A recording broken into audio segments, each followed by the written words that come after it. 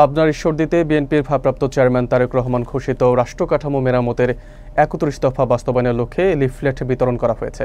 মঙ্গলবার বিকেলে সলিমপুর ইউনিয়নের শিমুলতলা বাজার ও জয়নার বোটঘর হাট এলাকায় ধানের শীষের পক্ষে প্রচারণা ও পথসভা অনুষ্ঠিত হয়। পাবনা ৪ আসনের মনোনয়ন প্রত্যাশী জননেতা জাকারিয়া পিন্টুর দিক নির্দেশনায় এই কর্মসূচি অনুষ্ঠিত হয়। বক্তারা বলেন, বিএনপি রাষ্ট্র ক্ষমতায় গেলে বাংলাদেশ হবে প্রকৃত গণতন্ত্রের দেশ, যেখানে ধর্ম বর্ণ নির্বিশেষে সবাই থাকবে সমান অধিকারভুক্ত। বিস্তারিত থাকছে মোহাম্মদ রাকিব বিশ্বাসের প্রতিবেদনে। পাবনা জেলার ঈশ্বরদী উপজেলার সলিমপুর ইউনিয়নে বিএনপির ভারপ্রাপ্ত চেয়ারম্যান তারেক রহমান ঘোষিত রাষ্ট্রকাঠামো মেরামতের ৩১ দফা বাস্তবায়নের লক্ষ্যে লিফলেট বিতরণ অনুষ্ঠিত হয়েছে।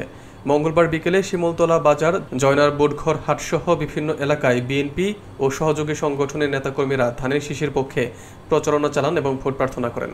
জননেতা জাকারিয়া পিন্টুর দিক নির্দেশনায় আয়োজিত এই কর্মসূচিতে পথসভা অনুষ্ঠিত হয়। বক্তারা বলেন, অবাধ ও সুষ্ঠু নির্বাচনের মাধ্যমে বিএনপি রাষ্ট্র ক্ষমতায় গেলে বাংলাদেশ হবে এমন একটি গণতান্ত্রিক রাষ্ট্র যেখানে ধর্ম, বর্ণ বা শ্রেণী বৈষম্যের কোনো স্থান থাকবে না, সবাই থাকবে সমান অধিকারে।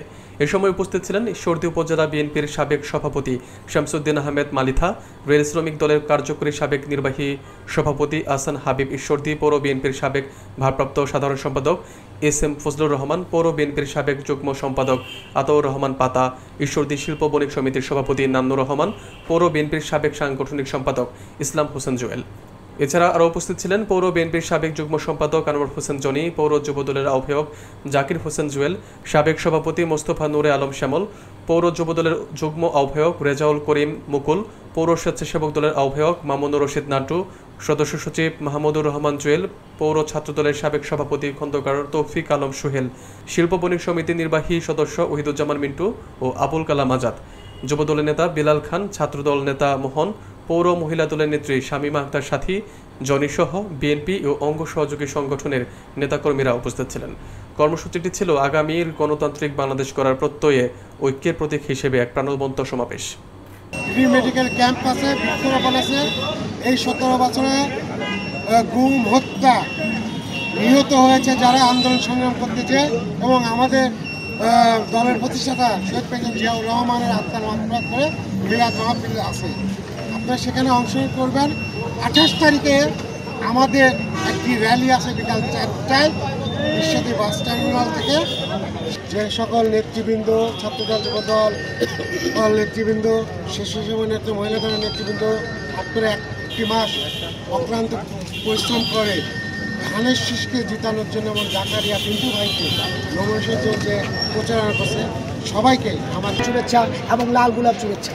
প্রিয় বন্ধুরা, আপনারা জানেন দীর্ঘ 17 বছর খালেদা জিয়া তার সন্তান হারিয়েছেন, তার উপরে যে নির্যাতনের স্টিম রোলার ওই পতিত সরকারের স্বৈরাচারী শেখ হাসিনা চালিয়েছিল, তাকে মিথ্যা মামলায় কারাবন্দি করে রেখেছিল।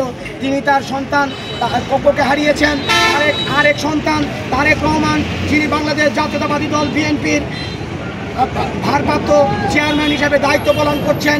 তিনি আজকে 17 বছর যাবৎ নির্বাসিত জীবনযাপন করছেন। আমরা সাধারণ মানুষের কাছে উদাত্ত আহ্বান রাখতে চাই, তারেক জিয়ার বেগম, দেশনেত্রী বেগম খালেদা জিয়ার নির্যাতনের কথা চিন্তা করে আমাদের আগামী রাষ্ট্রনায়ক বিএনপির ভারপ্রাপ্ত চেয়ারম্যান তারেক রহমান সাহেব আজকে দীর্ঘ 17 বছর নির্বাসিত জীবনযাপন করছেন। তার ভাই কোকোকে তিনি হারিয়েছেন এবং বিএনপির হাজার হাজার নেতাকর্মী, লক্ষ কোটি নেতাকর্মী যে নির্যাতনের শিকার হয়েছেন, সেই নির্যাতনের কথা চিন্তা করে আগামী দিনে ধানের শীষের পক্ষে থাকবেন। ধানের শীষে ভোট দিয়ে আপনারা বিএনপিকে রাষ্ট্র ক্ষমতায় নিয়ে আসবেন এবং আমাদের প্রিয় নেতা জাকারিয়া পিন্টুর পক্ষেই থাকবেন, ধানের শীষের পক্ষে থাকবেন।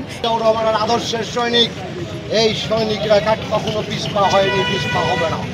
কারণ 71-এর রণাঙ্গনে আমাদের নেতাই ঘোষণা দিয়েছিলেন কালুরঘাট বেতার কেন্দ্র থেকে, আমি মেজর জিয়া বলছি, আমি ডিভোল্ট করলাম, আমি এদেশের স্বাধীনতা ঘোষণা করলাম।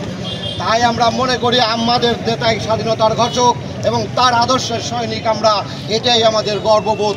আমরা সবাই তাকে স্মরণ করে এবং তার সুযোগ্য সহধর্মিণী দেশনেত্রী বেগম খালেদা জিয়ার প্রতি কামনা করছি।